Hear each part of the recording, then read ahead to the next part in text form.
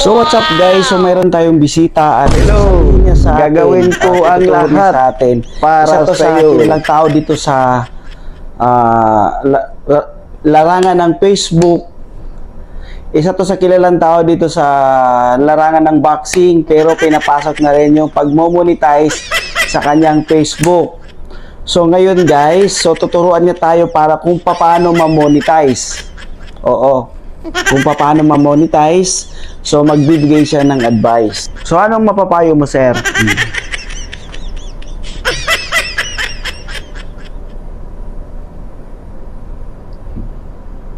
So guys, sundin nyo lang yung mga tutorial nito kasi marami kayong mapupulutan ng aral, lalong-lalo na yung mga bago pa lang dito sa Facebook. So kagaya nun, yung mga followers natin kasi gustong ma-monetize, tapos ano ba dapat ang kanilang gagawin? Basta wag lang po tayo